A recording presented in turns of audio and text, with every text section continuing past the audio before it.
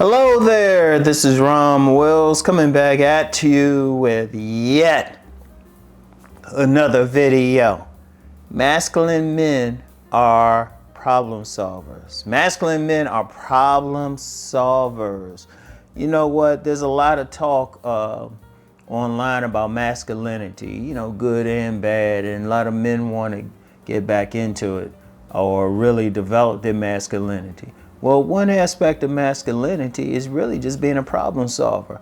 See, as men, it's our very nature to go out and take care of stuff. We are naturally in our DNA hunters and warriors. Yeah, we can protect the homestead and we can protect those under our care, our family and everything, those we love, but then another aspect of it is to go out and hunt.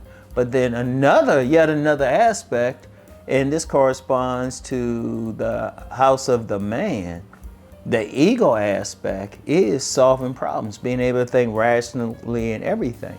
See, it's a woman's nature to sit around and talk about the problem. That's their nature. There's nothing wrong with it. Let's let them do that.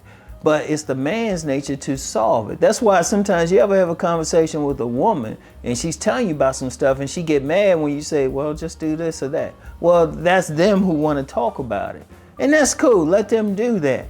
But then as men, we still gonna go out and figure out how to solve it. When we hear a problem, we're like, well, just do this, just do this, just do this. Or that's at the minimum. Usually we just go, a truly masculine man is going to solve the issue. If a masculine, I'll give you an example. When I was living over in Edgewood, Maryland, and anybody familiar with Harford County know that area. You know, and if you don't live in Harford County, Maryland, look it up. You know, that's like the roughest area of Harford County. So I was living over there, had the family. I remember I came home one day, you know, and my wife was like, hey, Ron, this guy was trying to like get in the door, was playing with the door, trying to get in the door and everything, right?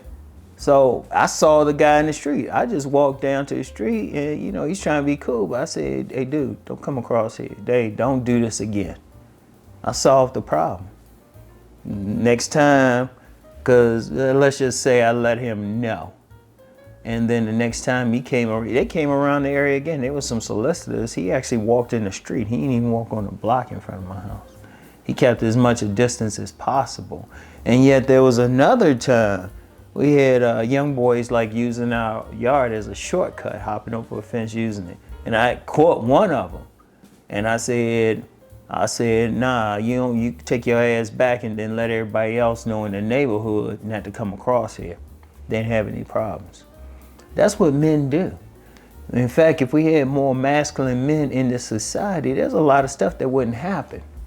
There's a lot of stuff that wouldn't happen. They wouldn't need the police because, you know, you get some like older neighborhoods and you still get some places like this now. The men keep the peace. There's some small towns you might be driving through and you might see some guy on the side of the road or a house or whatever. And you ain't thinking about it, but that guy doesn't let everybody else know that you coming through, especially if they don't recognize you. And you got some places like that. That's what men do. They don't need to call the police. But in this society, unfortunately, we got a lot of males who ain't using their masculinity. They ain't figuring out how to try to solve the problem. They ain't taking action to solve the problem. You know?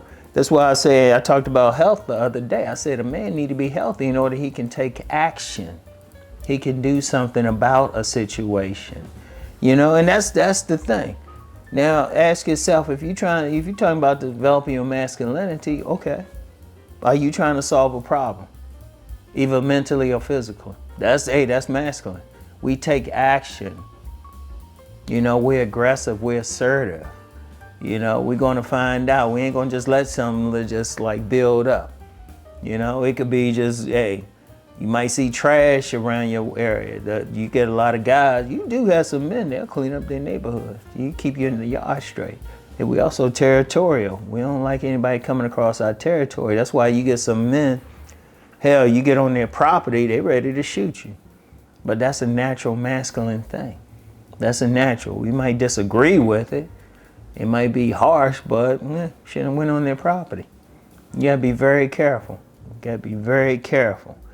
But with some guys, they, a male will just let somebody violate their boundary and everything. But getting back just to the whole thing of solving a problem, there's many issues in society. Men think about how to solve them. And whether it's the correct solution or not, well, that's up for argument. But they still gonna come up with something. They're gonna say, okay, we having this problem. Okay, why don't we do this? Why don't we do that? And one other thing too, the masculine man is gonna solve it on his own. He's not gonna really ask anybody else to do it. He's gonna do it. He's gonna realize the best way to do something, take care of something, is to do it yourself. He's gonna be do for self. Like whatever issue we have. Now, when you get a group of masculine men together, hey, that's really what runs the world. Because what they'll do is they'll put their energy together to create some type of order and everything.